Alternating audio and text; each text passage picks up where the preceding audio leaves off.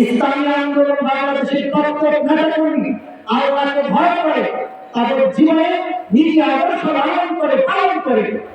অতএব আমরা সুস্পষ্টভাবে বলতে চাই, যদি আগামী দিনে এদেশের মানুষকে চাঁদাবাজি থেকে, দুর্নীতি থেকে, সন্ত্রাস থেকে মুক্তি দিতে হয়, তাহলে বিগত দিনে যারা এদেশের শাসন ক্ষমতায় ছিল, এদেশের শাসন ক্ষমতায় যারা সহযোগিতা করেছিল, এদের দ্বারা এদেশ থেকে সন্ত্রাস, চাঁদাবাজি, দুর্নীতি, মাদক এগুলো মুক্ত হবে এটা আশা করা যায় না।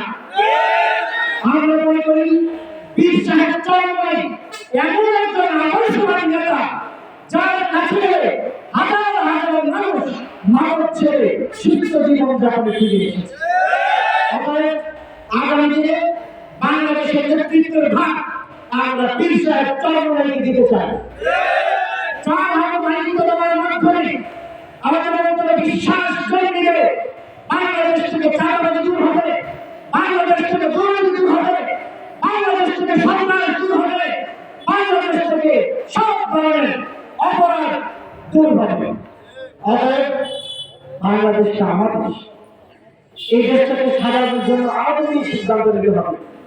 আজকে যারা পাকুন্দিয়াবাসী রয়েছেন, সর্বস্তরের পাকুন্দিয়ার ভাইয়েরা রয়েছেন, আসুন আমরা আমাদের দেশটাকে সুন্দর করে সাজাই এবং একটা দেশ হিসেবে আমাদের বাংলাদেশকে আমরা গড়ে তুলি, যেখানে মাদক থাকবে না, যেখানে সন্ত্রাস থাকবে না, যেখানে রাহাজানি থাকবে না, যেখানে ঘুষ থাকবে না, যেখানে দুর্নীতি থাকবে না, যেখানে অন্যায় বিচার, জুলুম, নির্যাতন কিছুই থাকবে না। এরকম একটা দেশ গড়তে হলে ইসলামী আন্দোলন বাংলাদেশ ছাড়া, পীর সাহেব চরমনাই ছাড়া, হাত পাখা মার্কা ছাড়া এর কোনো বিকল্প নাই। এটা আমরা ইতিহাস থেকে, 53 বছরের ইতিহাস থেকে হারে হারে টের পেয়েছি। অতএব আগামী দিনে আমরা পীর সাহেব চরমনাইকে ক্ষমতায় দেখতে চাই। আগামী দিনে ইসলামী আন্দোলন বাংলাদেশের পক্ষে আমরা সবাই ঐক্যবদ্ধ হতে চাই। আগামী দিনে হাত পাখা প্রতীকের পক্ষে আমরা সবাই একমত হতে চাই।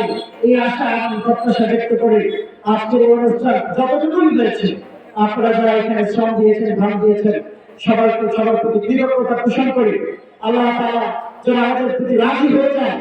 হ্যাঁ, আমরা যে পরিশ্রম করেছি এখানে প্রোগ্রামের জন্য, যে আমরা ত্যাগ দিয়েছি, শ্রম দিয়েছি, এটা যেন আল্লাহ কবুল করেন। যদি আল্লাহ তাআলা কবুল করেন, এটি আমরা সার্থক।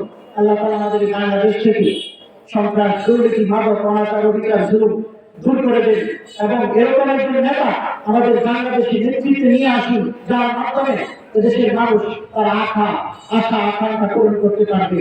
এই প্রত্যাশা, এই আশা ব্যক্ত করে আমি আমার সংক্ষিপ্ত আলোচনা এখানে শেষ করছি।